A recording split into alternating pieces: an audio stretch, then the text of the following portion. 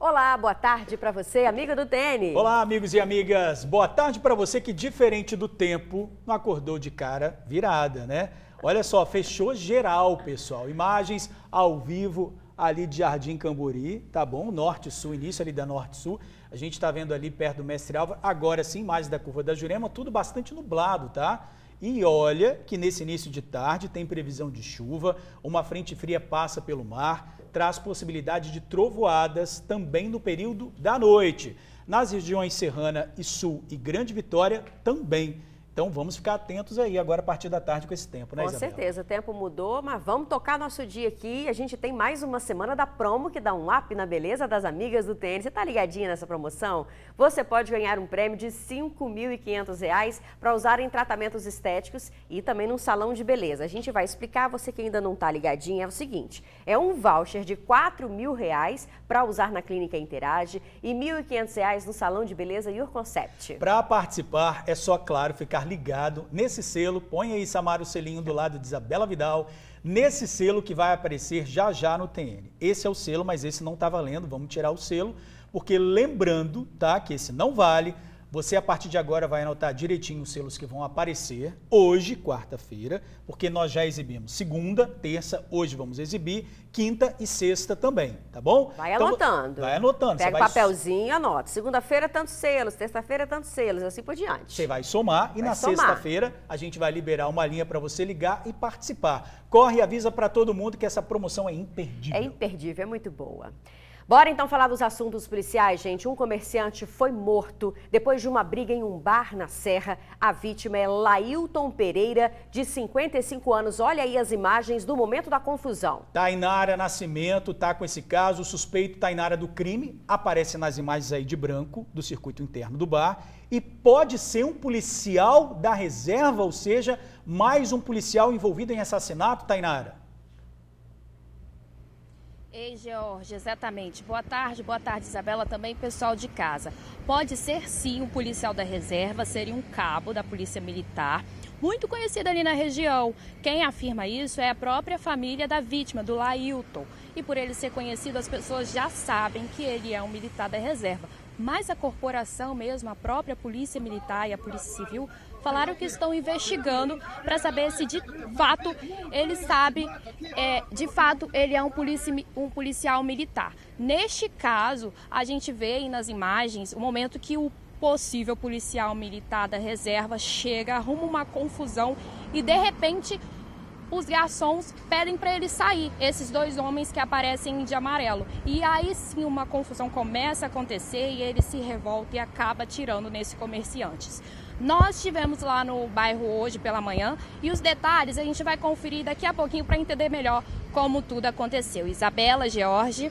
Isso aí, Tainara, daqui a pouco você volta, a gente quer todas as informações desse caso gravíssimo.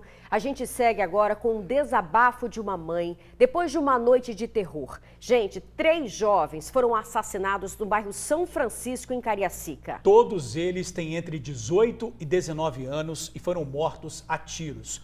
Tudo indica que foi pelo mesmo grupo que passou de carro atirando no bairro. A Vanusa Santana apurou essa história agora pela manhã, conversou inclusive com a mãe de uma dessas vítimas que sabia do envolvimento do filho no tráfico de drogas, né, Vanusa? Boa tarde, muito triste isso, né? Muito triste, viu, Isabela? A mãe estava com o coração dilacerado na manhã de hoje. Uma boa tarde para todos em casa, boa tarde para vocês no estúdio. Esse caso aconteceu no bairro São Francisco. O jovem que você se refere aí, né, que é filho dessa mãe aí com o coração dilacerado, foi assassinado ontem à noite. Ele estava com um amigo de moto quando homens em um carro passaram atirando para todos os lados. Os dois morreram ali mesmo, no meio da rua, no bairro São Francisco. Pouco tempo depois, um outro homem acabou aí também assassinado. O jovem também é amigo desses dois rapazes, só que o corpo dele só foi encontrado na manhã de hoje, numa rua diferente dos dois jovens que haviam sido aí mortos ali de moto. E logo próximo ao corpo desse rapaz também foi encontrado um carro de uma empresa que estava com restrição de furto e roubo, ou seja, a polícia suspeita que essas 3 mortes possa sim ter ligação, porque os três se conheciam, né? Os atiradores estavam de carro. Esse rapaz que foi encontrado morto na manhã de hoje, ali no bairro São Francisco, uma rua depois do local onde eles foram encontrados, também os atiradores estavam de carro, eles passaram ali atirando para todos os lados. Eu conversei com a mãe dele, né? Daqui a pouquinho a gente vai voltar para trazer mais informações sobre esses 3 casos, viu, Isabela e George? Valeu, Vanusa, obrigado pelas informações. Vamos falar de julgamento agora, Isabela? Sim, olha, no segundo dia do julgamento de Jorgeval Alves, o ex-pastor encara o júri popular. Ele é acusado de torturar, estuprar e matar o filho enteado. Glaciere Carrareto acompanha tudo de perto em Linhares, está desde cedo lá. Tem os detalhes pra gente ao vivo. Glaciere, boa tarde. O resultado pode sair hoje? Boa tarde, Isabela. Boa tarde, Jorge. Boa tarde a todos que nos acompanham aqui no Tribuna Notícias. Pode sim. A expectativa é que ainda hoje saia a sentença sobre o julgamento de Jorgeval Gonçalves, ex-pastor e pai e padrasto dos meninos Cauã e Joaquim. Agora há pouco a gente estava acompanhando o primeiro a falar nesse segundo dia de julgamento, que é um promotor de justiça. O julgamento começou às 10h44. Quem falou foi o promotor Claudeval França. Ele deu detalhes técnicos sobre todo o crime, desde o local da casa incendiada. O incêndio teria tirado a vida das 2 crianças. Ele apresentou fotos, depois ele também apresentou o laudo cadavérico das crianças, mostrou uma foto que deixou a todos impressionados, né, mostrando o corpo de como ficaram as crianças. Na plateia está o pai de Cauã, um dos meninos, que tinha 6 anos, né, quando faleceu. Ele ficou bastante emocionado durante a fala do promotor, que encerrou agora há pouco, depois de 1h30. Durante todo essas alegações do promotor, Jorgeval, o pastor, se manteve quieto, sem expressões, não apresentou expressões, demonstrações de emoção em nenhum momento, Isabela. Nós falamos mais cedo também com a avó do Cauã e com uma advogada que participa da assistência de acusação. Pois é, daqui a pouquinho, Glá, a gente volta com todas essas entrevistas e a cobertura direto aí com você. Vamos falar agora do caso de raiva humana, que foi confirmado em Pecuarista Mineiro. O homem de 60 anos está internado no Hospital Jaime Santos Neves, na Serra. Ele é de Mantena, em Minas Gerais, e procurou atendimento médico em Barra de São Francisco no começo do mês. O pecuarista precisou ser transferido para a Grande Vitória depois que o quadro piorou. O vírus, gente, é perigoso e pode levar à morte em quase todos os casos. Daqui a pouquinho a gente volta a saber qual é a posição da Secretaria em relação a esse caso que está aqui no Espírito Santo. É um alerta importante. TN1 de volta agora, 12h13. Pessoal, já vamos começar com essas imagens. Pode colocar aí no ar. A gente vê aí esse senhor de camisa branca. Ele empurra algo que tem ali no bar. Depois começa uma briga com outro homem, esse camisa amarela. Logo depois, esse senhor que está vindo aí, Isabela, né, de regata, ele estava lá dentro do bar e a confusão começou lá com ele. Eles entram na briga, o outro de camisa amarela tenta separar, não é, a camisa de manga longa. Eles começam uma discussão, começam a fazer ameaças, existem ameaças ali. Esse senhor de camisa branca, a informação é que é um policial militar da reserva. Que ali parece que ele foi embora. Ele ali falou não, assim, ele saiu ali e houve um tiro. A gente ouve um tiro. Você de casa deve ter ouvido um tiro aí depois dessa confusão. Certo. Ele atirou no comerciante que estava dentro do bar e o comerciante morreu, Isabela. Tudo foi registrado pela câmera de segurança do estabelecimento. Esse comerciante que morreu a tiros, depois dessa discussão no bar na Serra, se chama Lailton Pereira, ele tem 55 anos. E a gente vai chamar agora a nossa repórter Tainara Nascimento, que tem as informações, tem esses detalhes pra gente. Conversou com a família, né, Tainara? Boa tarde. Isabela, exatamente. Boa tarde. Nós conversamos com a família e o pior de tudo é que o Lailton, o comerciante, morreu tentando salvar os garçons, porque ele não era o alvo do disparo. Na verdade, eram os garçons. Esses dois rapazes que aparecem aí de amarelo, eles são garçons do bar, a qual o Lailton administra, porque ele é dono juntamente com a esposa. Nós fomos lá na região, nós ouvimos a família, também os amigos, fala que Lailton era muito querido, um trabalhador, honesto, e o possível policial militar já era uma pessoa problemática. Não foi, inclusive, a primeira vez que algo do tipo aconteceu. Vamos conferir primeiro na reportagem que nós preparamos lá na região? A confusão aconteceu na Avenida Nossa Senhora dos Navegantes, em Jacaraípe, na Serra. Câmeras de segurança registraram o momento em que o suspeito chega ao bar já alterado. Em seguida, ele vai até o balcão e empurra uma bandeja. Repare que dois garçons vestidos de amarelo pedem para o suspeito sair do local e a confusão começa.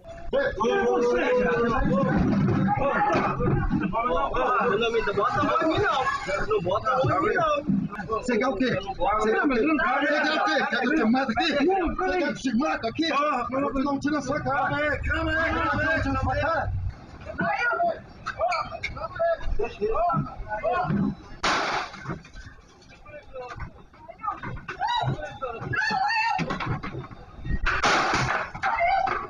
Essa comerciante de 55 anos é dona do bar que está na região há bastante tempo e é esposa de Lailton.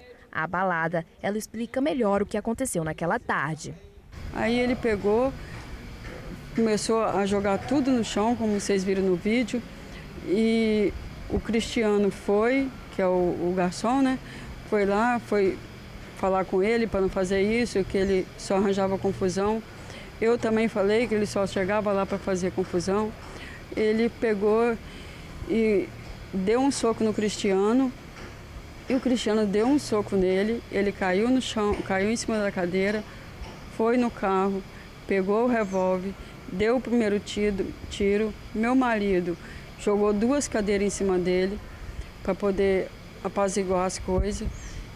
E no segundo tiro ele pegou e jogou uma mesa. Foi na hora que ele jogou a mesa que o tiro pegou na mesa e pegou no Lailton. A vítima estava neste bar na tarde do último sábado quando foi atingida por um tiro no abdômen. Em seguida foi socorrida pela própria esposa e ficou hospitalizada. Mas na quinta-feira chegou a receber alta e veio para casa, mas teve complicações e retornou ao hospital. E na noite de ontem evoluiu a óbito. Muito triste porque a gente era muito amigo, flamenguista, né?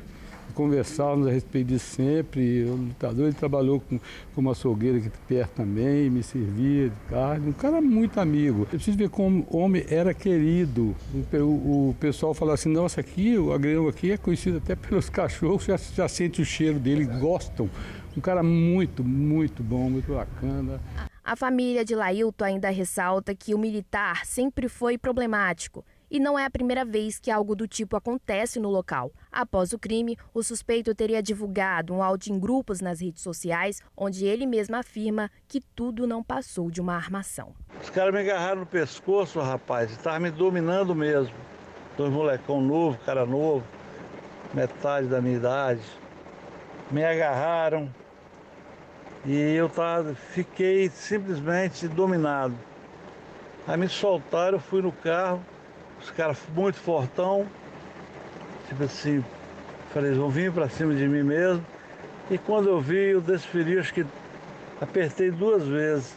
Só que na segunda vez parece que pegou o Agrião. O Agrião tem a ver com o problema, porque ele poderia ter segurado, mas ele também ficou jogando conversa fora.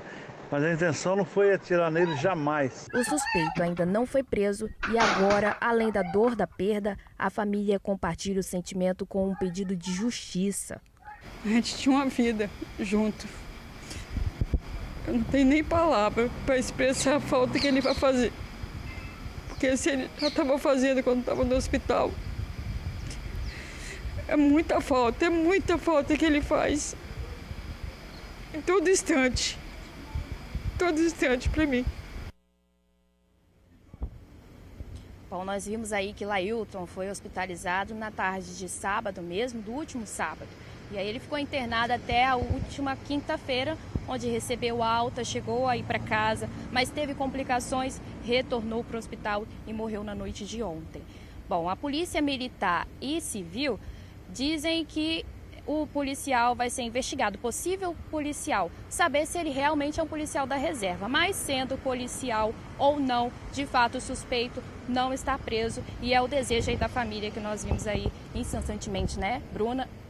Isabela e George. Tainara, que absurdo, né? A gente ouviu um áudio desse, né? Pela apuração, o áudio realmente é dele, né? Ah, eu não sabia que eu ia acertar. Uma pessoa que está com uma arma na mão e mira na pessoa e atira 2 vezes. Ah, não achou que ia acertar, meu amigo? Não é assim. Como assim? E se as pessoas falaram que ele vivia alterado, vivia no local, ou seja, já conhecia essa pessoa, já sabia que ela era problemática, independente de ser policial, já era problemática. Então as pessoas já tinham medo dele. Agora, se ele for mesmo policial, tem que ir lá na corregedoria, igual a gente falou daquele caso ontem, né, George? Tem que ir na corregedoria, dar o nome dele e falar, olha, fulano de tal, que tem a patente tal, está causando problema, teria feito isso, porque a polícia vai conseguir fazer essa busca, né, essa investigação mais correta. É porque não é a primeira vez, né? Não é a primeira vez. Bom, vamos aguardar a apuração. Estranho também a polícia não saber pelo nome dele se ele é ou não policial da reserva, tem que né? estar investigando e vai falar assim, né? Vamos divulgar em breve. Isso aí a gente até entende, né? Valeu, Tainara. Obrigado aí pelas informações. Daqui a pouquinho você está de volta. Em Cariacica, gente, 3 jovens foram assassinados na noite passada. Foram 3 de vez, esses 3 que aparecem nas fotos. Todos têm entre 18 e 19 anos de idade. E pelo menos um deles está confirmado que tem participação com o tráfico de drogas. A mãe deu entrevista emocionada, a repórter Vanusa Santana, que já está aqui. Vanusa, 3 jovens assassinados, um confirmado aí com envolvimento com tráfico de drogas, né, minha amiga? Boa tarde. E aí, George, muito boa tarde para vocês novamente aí no estúdio, para o pessoal de casa. Exatamente, né? Esse rapaz, ele tinha 18 anos, segundo a mãe, ela por diversas vezes tentou aí tirar ele do mundo aí das drogas, ele começou usando e depois passou a vender. Mas ele estava junto com um amigo ontem por volta de 10 horas da noite, quando os dois foram assassinados aí por homens que passaram atirando. Depois dessas 2 mortes, um outro jovem também foi morto na noite dessa terça-feira, também no bairro São Francisco. O corpo dele só foi encontrado na manhã de hoje. A gente foi atrás dessa história, conversamos com a mãe que estava com o coração dilacerado. A gente acompanha agora a reportagem que a gente preparou. O corpo foi encontrado por moradores do bairro São Francisco, em Cariacica. Estava nesse matagal, na rua Ana Toledo. Ilan Pereira Santos tinha 19 anos e foi morto a tiros por criminosos que estavam de carro. O jovem foi atingido com 4 tiros. De acordo com testemunhas, o rapaz costumava ficar no bairro, na casa de amigos. O assassinato teria ocorrido por volta das 10 da noite. A poucos metros do corpo, a polícia encontrou esse veículo aqui que foi abandonado ontem à noite. Segundo testemunhas, por volta de 10h30, um homem chegou dirigindo o carro. Parou justamente nesse local aqui. Ele desceu do veículo e então subiu em uma moto que estava aguardando justamente ao lado do carro. Na sequência, os dois seguiram por essa direção. Outros 2 rapazes também foram assassinados quase que na mesma hora no bairro São Francisco. André e Sanderson, de 18 e 19 anos, estavam de moto nessa rua quando foram surpreendidos pelos atiradores, que também estavam de carro. Os 2 eram amigos de Ilan, que foi encontrado morto na manhã de hoje. A mãe de Andrei contou que o filho saiu de casa ontem à noite, como sempre fazia. Às 8 horas da noite todo mundo viu ele. Andando normal. Uhum. Aí o que acontece? Ele postou um vídeo às 6 e pouco da tarde andando de moto com esse rapaz, o Sam Gomes. Aí o que acontece? Depois disso, ele não postou mais nada. Ele postou 6 e pouco, não postou mais nada. Aí viram ele descendo para a linha, que é ali embaixo. Na linha, já não se sabe mais o paradeiro dele. Ela conta que o filho tinha envolvimento no tráfico de drogas local. Por diversas vezes, tentou tirá-lo dessa vida. Meu filho já estava sendo ameaçado, você entende? Assim, a gente supostamente não tem certeza de quem é a pessoa, mas ele já estava sendo ameaçado por 2 pessoas, entendeu? Só que até então a gente não sabe o nome, mas a gente vai descobrir. Por que ele estava sendo ameaçado? Porque o meu filho, ele fazia participação do tráfico, né? Ele traficava e nisso o tráfico traz muita rivalidade. Então, por inveja, talvez, por ele também, a pessoa dele, não só o tráfico, assim, mas a pessoa dele, ele cresceu no bairro, ele é muito bonito, muito carismático, onde ele chegava, ele chamava atenção e tinha amizade de todo mundo, você está entendendo? Então, é uma pessoa que era invejada. Então, nesse meio aí, foi aí que levaram ele. Agora, o porquê dos demais, eu não sei. A polícia agora quer esclarecer se as mortes têm ligação e se o carro encontrado abandonado na manhã dessa quarta-feira teria sido usado pelos assassinos. Com o coração dilacerado, a mãe de um dos jovens mortos fez um desabafo. A gente nunca espera, né? É uma dor que a gente nunca quer ter, né? Eu acho que eu não vou esperar esse dia, essa noite, nunca na minha vida. Eu nunca vou. Porque o meu filho é tudo na minha vida, tudo que eu tinha. Mas eu fiz de tudo para tirar ele, vocês não têm noção. Eu bati nele nessa principal, eu corri atrás dele, eu tirei ele da cadeia, eu paguei droga para ele, eu fiz de tudo pelo meu filho, entendeu?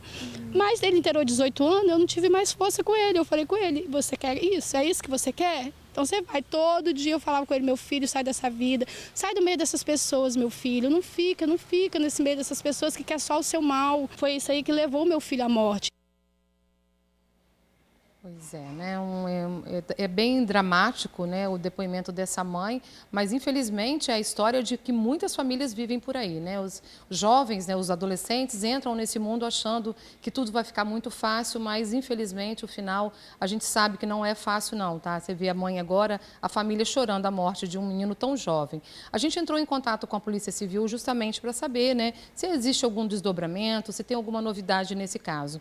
A polícia disse que nenhum suspeito até o momento foi identificado ou preso e que esse caso seguirá sob investigação da Delegacia de Homicídios e Proteção à Pessoa de Cariacica. Volto com vocês.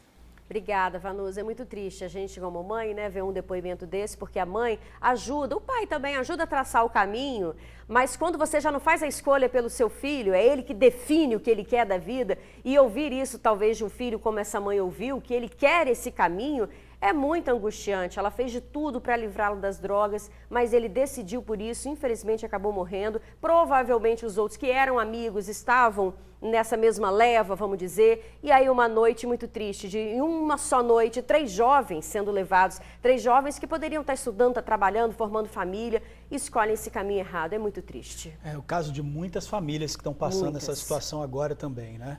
Olha, obrigado, Vanusa, pelas informações. Vamos falar agora do julgamento de Georgeval Alves em Linhares, gente. O ex-pastor é acusado de estuprar e matar o filho e o enteado. Um crime bárbaro que chocou todo o Espírito Santo e também o Brasil. Há quase 5 anos, os familiares do menino Cauã esperam o desfecho desse júri e todos nós também. A gente quer saber o que vai acontecer. Ele está preso até agora, mas e no julgamento? O que a justiça vai decidir? A expectativa, inclusive, é de que essa sentença seja anunciada ainda hoje. Vamos então para Linhares, onde Glaciere Carrareto acompanha tudo bem de perto, tem informações para a gente desse segundo dia do julgamento. Você já falou, né, Glá, do comportamento de Georgeval, que não esboçou muita coisa, nem apresentando o laudo cadavérico, as fotos das crianças, o que é muito triste, né? Ele não esboçou nada? Não, e por muitos momentos, Isabela, ele se mantém até de rosto virado, né, ou olhando para baixo para evitar o contato visual com qualquer pessoa, mas quem está de olho a todo momento são os jurados, são 7 jurados, 6 mulheres e 1 homem. Eles prestaram muita atenção no que foi apresentado pelo promotor, agora estamos com intervalo aqui. Foi durante 1h30, o promotor apresentou laudos do incêndio, detalhou minuciosamente como foi a morte das crianças. Elas estavam vivas ainda quando morreram queimadas, causou muita indignação em todos que viam, né, as cenas que ele passou aqui para todos verem, né, as imagens, fotos da época. Também apresentou o laudo cadavérico das crianças, o corpo carbonizado de Cauã e Joaquim. Também estava na plateia a avó do Cauã, de 6 anos, uma das vítimas, e o pai dele, o Raine, que ficou bastante emocionado vendo aquelas imagens sobre o dia do acidente, o local, o corpo das vítimas, que foi apresentado pelo promotor do Ministério Público do Espírito Santo. Nós conversamos mais cedo com uma assistente de acusação, a doutora Larissa de Almeida. Ela falou para a gente, fez um resumo sobre como foi o julgamento ontem, falou sobre contradições de Georgerval durante o depoimento dele, que acabou às 1h45 da manhã desta quarta-feira. Vamos acompanhar um trechinho da entrevista da doutora Larissa. A partir do momento que ele diz que ele foi induzido a mentir na delegacia, mas a versão dele é sempre apresentada desde o local dos fatos, já é uma contradição. É uma tentativa desesperada de tentar justificar o injustificável. Existem provas técnicas de que ele estuprou, torturou e queimou as crianças. Será que ele estava vendo as crianças queimar pela babá eletrônica ou na porta do quarto? Fica aí o questionamento.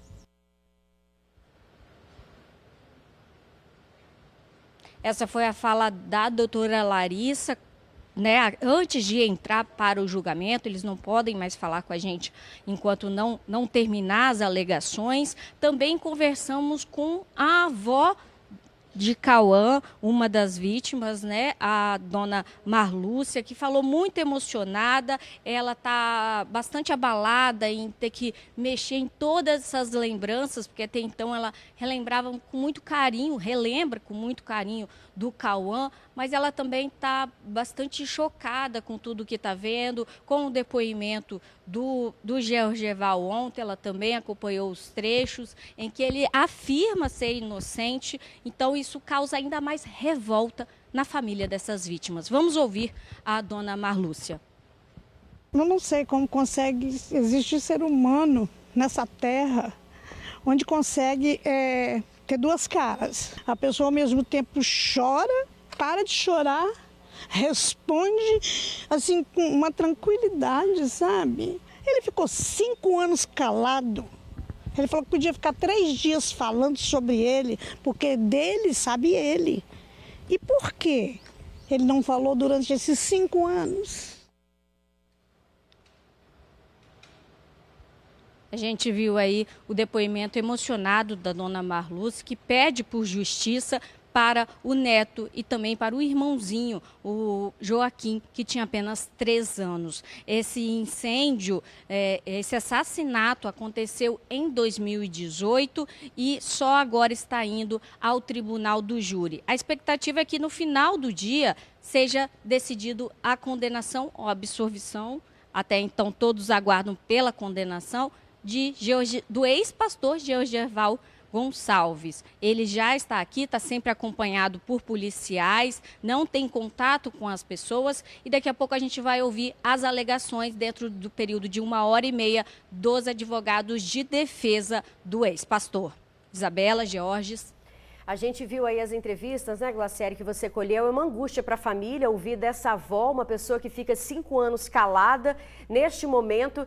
Qual que é esse sentimento que vocês têm aí durante esse julgamento, Glá? Porque as provas técnicas, elas são muito claras. Ontem, por exemplo, as 2 testemunhas de acusação foram o delegado e o militar que fez a perícia. Ou seja, são 2 pessoas de carreira que trouxeram todos os detalhes. Ficou muito claro que não foi um acidente, foi um incêndio causado, provocado, inclusive o galão de gasolina foi encontrado no carro dele. Teve gasolina não, um material, né, um líquido inflamável, ou seja, está tudo muito claro. Qual o sentimento que você tem aí, Glá, diante de todas essas provas apresentadas e a pessoa continua calada?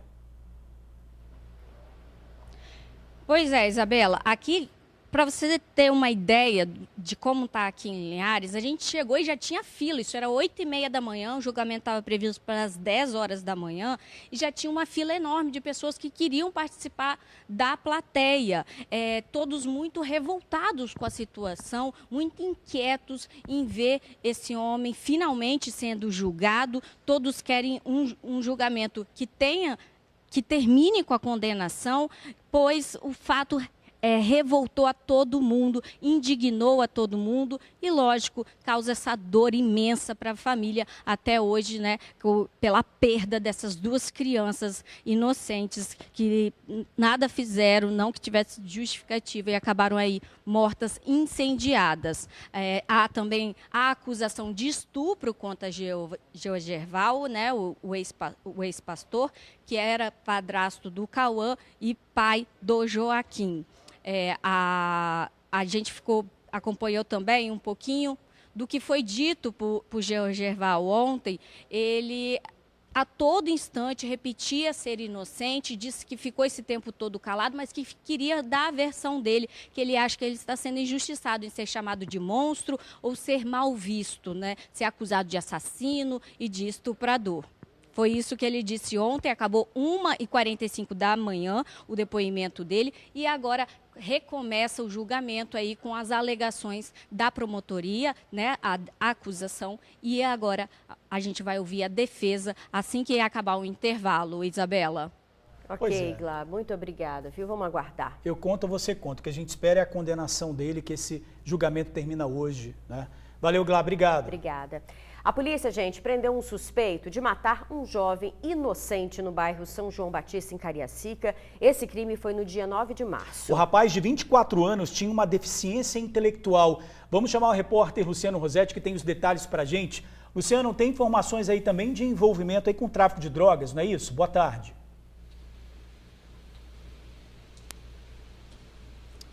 Pois é, meu amigo, boa tarde para você, para a Isabela, para o amigo, para a amiga do TN que nos assistem. Exatamente, esse crime aconteceu no dia 9 de março e vitimou um jovem de 24 anos que tinha deficiência intelectual, né? Era uma pessoa especial. De acordo com as investigações, esse rapaz, esse jovem de 24 anos, tinha vício em drogas e estava devendo a traficantes da região de Cariacica, onde ele morava. De acordo com a Delegacia de Homicídios de Cariacica, foi um crime, inclusive, bastante violento, né? Ele foi morto com cerca de 20 tiros, sendo 9 só na região do rosto, crime esse motivado pela dívida que ele tinha com traficantes da região. Um dos envolvidos nesse crime foi preso, já está atrás das grades, foi encaminhado para o presídio. A gente fez uma reportagem contando todos os detalhes a respeito desse caso. Vamos ver. O crime aconteceu no dia 9 de março deste ano, no bairro São João Batista, em Cariacica. A vítima, Vinícius da Cunha Tiradentes, de 24 anos, tinha deficiência intelectual. De acordo com a polícia, apesar de ser especial, ele era usuário de drogas e foi executado a tiros. A perícia contou mais de 20 perfurações no corpo de Vinícius. Foram 9 tiros somente no rosto. A motivação do crime teria sido uma dívida que a vítima tinha com traficantes. Contraiu uma dívida com o tráfico local, principalmente com esses autores. Essa dívida ela foi aumentando, a vítima não teve condição de quitar essa dívida e, infelizmente, no dia 9, os autores a encontraram na rua e resolveram tirar a vida da vítima. No último dia 13, um dos suspeitos de envolvimento no crime foi detido. Um jovem de 18 anos que estava em posse de uma pistola calibre 380 na casa dele. O criminoso tentou esconder a arma dos policiais. No momento que a gente fez o cerco lá na residência, ele tentou esconder a arma de fogo no travesseiro, enfiou a arma de fogo dentro do travesseiro junto com a espuma, mas a gente conseguiu localizar essa arma. O jovem detido foi autuado por posse ilegal de arma de fogo, além de homicídio qualificado por motivo fútil e impossibilidade de defesa da vítima. A Delegacia de Homicídios de Cariacica investiga agora a participação de outros 3 suspeitos, entre eles um menor de 17 anos. Continuamos fazendo diligências visando localizar essas pessoas e a gente conta aí com o auxílio da população através do Disque Denúncia 181, que nos ajude. Foi um crime com requinte de crueldade. Isso é um recado claro do tráfico de drogas para aquelas pessoas que consomem drogas e não pagam. O tráfico de drogas impõe suas próprias leis. Existe um código do tráfico. Então eu quero aqui dizer para as pessoas, evitem usar drogas, não usem drogas, porque o resultado é sempre esse.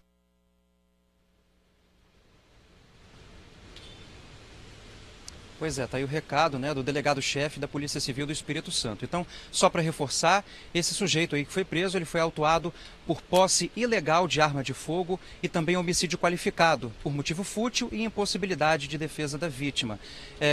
A polícia também continua as investigações, né, a DHPP de Cariacica continua investigando a participação de outros suspeitos, como a gente falou na reportagem, incluindo um jovem de 17 anos, né, um menor de idade.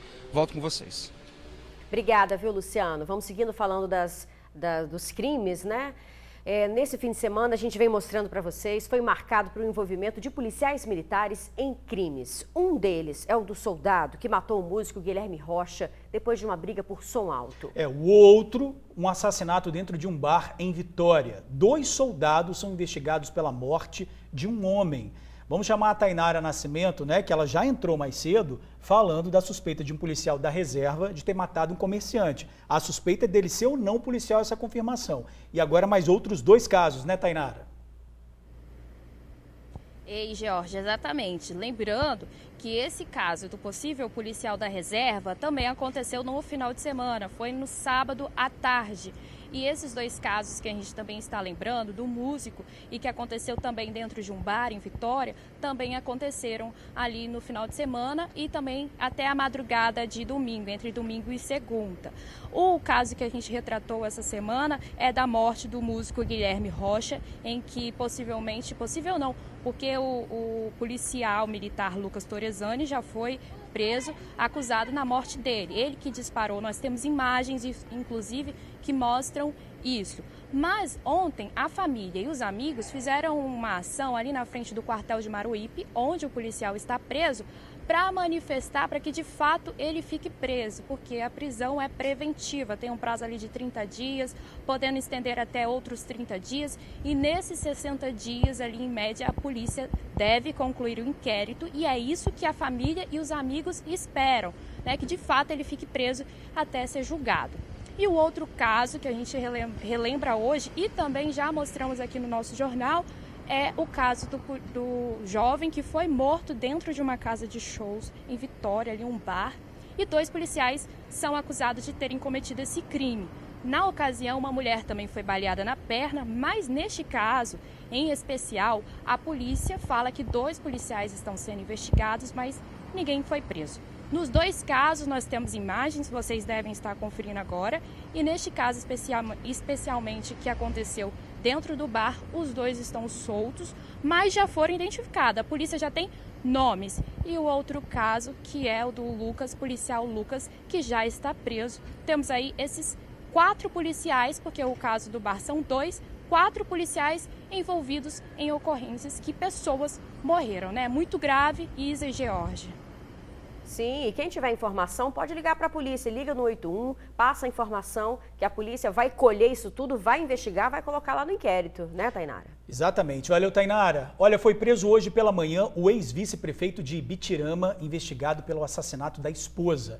Célio Martins Morales, de 59 anos, é suspeito de matar com um tiro no peito a esposa Vanusa Spala, de Almeida, de 41 anos. Ele estava foragido desde a última terça-feira, quando a justiça decretou a prisão preventiva dele. O delegado que investigou o crime falou sobre essa prisão. Vamos ouvir o delegado agora. Já vínhamos fazendo levantamentos acerca do seu paradeiro e, em contato com o seu advogado, combinamos hoje a sua apresentação na delegacia. Então, o suspeito hoje se apresentou com o advogado na delegacia, foi dado cumprimento ao seu mandado de prisão preventiva e foi encaminhado ao CDP de Cachoeiro do Itapemirim, E agora nós temos o prazo de 10 dias para acabar as diligências faltantes do inquérito e encaminhar ao Ministério Público. A polícia sustenta o indiciamento do Célio pelo crime de feminicídio, homicídio qualificado contra a mulher em razão da condição do sexo feminino, com pena de 12 a 30 anos. O laudo pericial do médico legista constatou que não houve indicativos de tiro a curta distância. Quando isso acontece, existe uma orla de chamuscamento, uma queimadura que não foi encontrada no ferimento da vítima.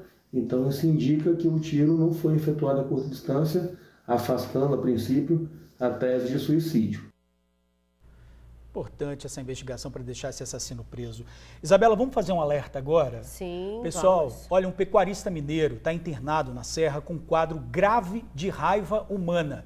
Ele teria enfiado o braço na garganta de um bezerro. A Manuela Machado tem os detalhes desse caso pra gente, porque é um vírus grave que quase sempre provoca a morte. Né, Manuela? Boa tarde.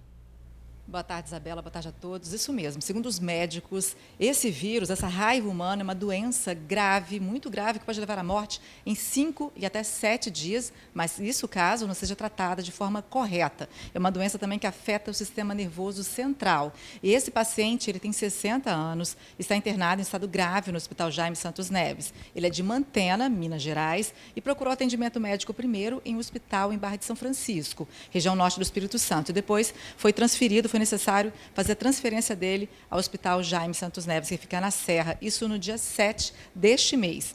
Ele apresentava um quadro de confusão mental, que piorou no dia seguinte, quando veio aí a hipótese da raiva. E os médicos começaram a investigá-la junto com o IDAF, com o Instituto de Defesa Agropecuária e Florestal. E no sábado, a doença foi confirmada. A Secretaria Estadual de Saúde, aqui do Espírito Santo, afirmou que tem tratado aí com o IDAF ações, medidas para evitar, prevenir também e evitar que esse vírus, que essa doença, outras pessoas sejam contaminadas com esse vírus, com essa doença.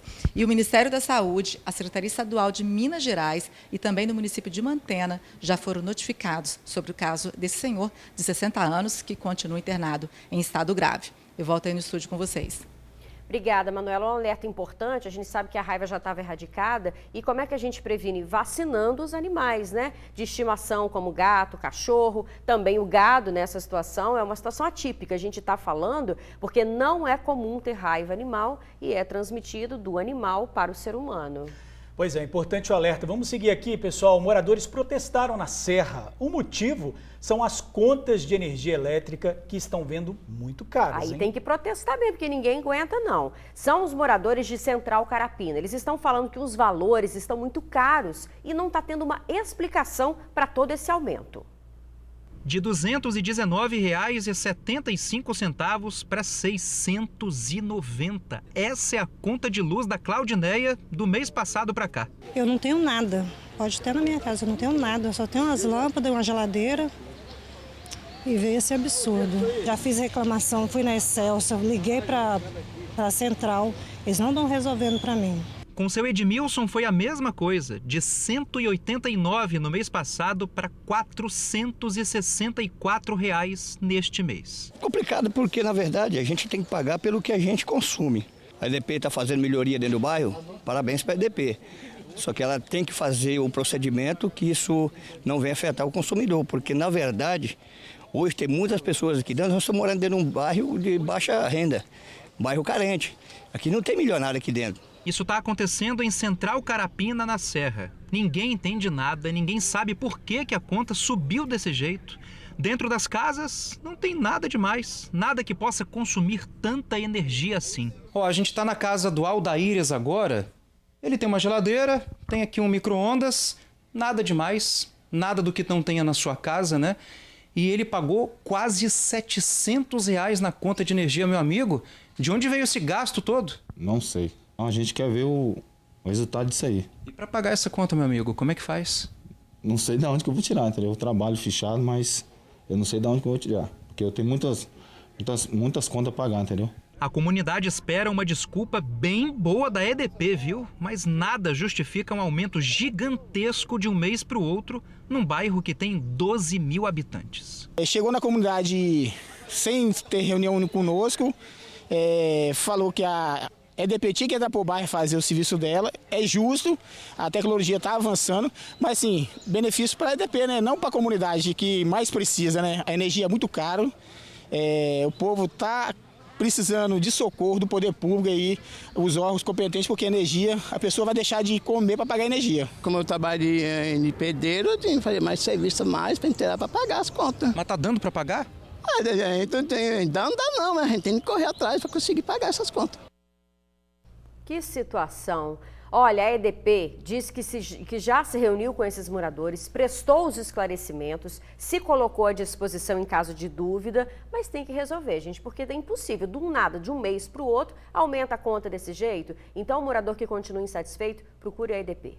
Está na cadeia o suspeito de fazer parte de uma quadrilha que assaltava motoristas de aplicativo, principalmente na Serra. E detalhe, na frente da polícia, esses bandidos que são jovens, com 14, 17, 18 anos, disseram que a profissão deles era roubar. Pode isso, Luciano? Que loucura é essa?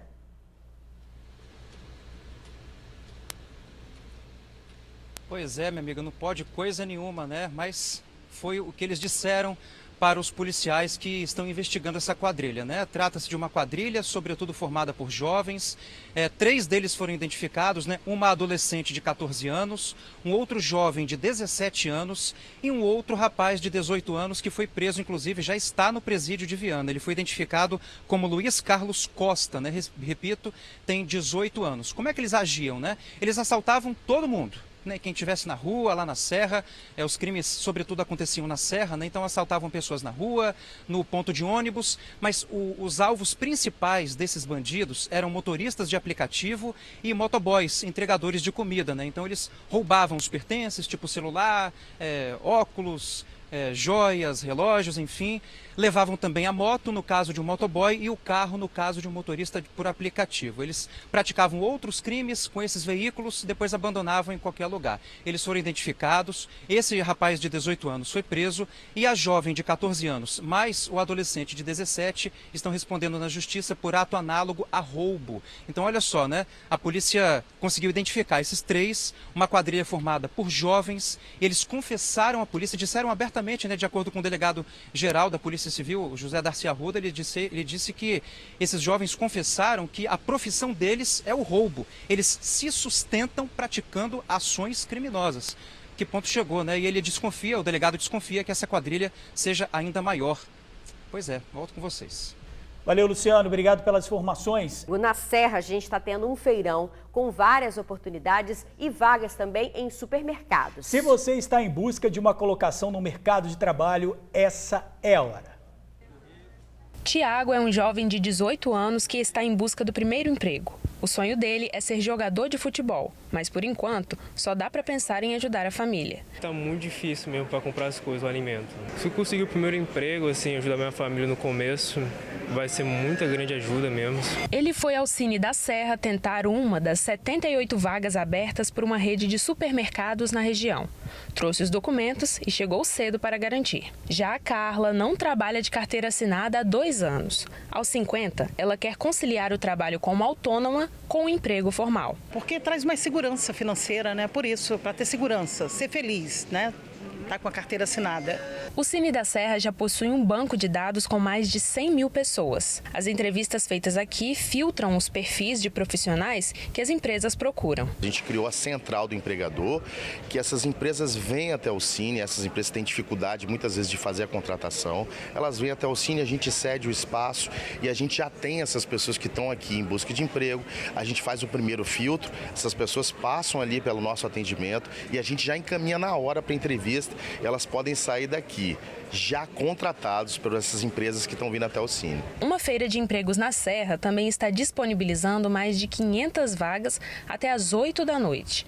O evento acontece em um centro educacional que fica próximo ao parque da cidade. Dentre as áreas que a gente tem aqui de empresas que estão fazendo captação, a gente tem vaga para a área administrativa, temos vagas operacionais, temos vagas para a área de indústria. Então você que tem talvez alguma formação ou está se qualificando nessa área, venha, é uma excelente oportunidade. Segundo dados do novo Cadastro Geral de Empregados e Desempregados, o CAGED, o saldo de empregos no Espírito Santo foi positivo no ano passado. Ainda assim, 156 mil pessoas terminaram o ano desocupadas. Para quem busca uma oportunidade, feiras como essa que acontecem aqui na Serra podem aumentar as chances de sair com a carteira assinada. Mas você que precisa agora, venha hoje, não perca a oportunidade. A feira de empregos acontece até às 8 da noite no Centro Educacional Grau Técnico, na rodovia Norte-Sul.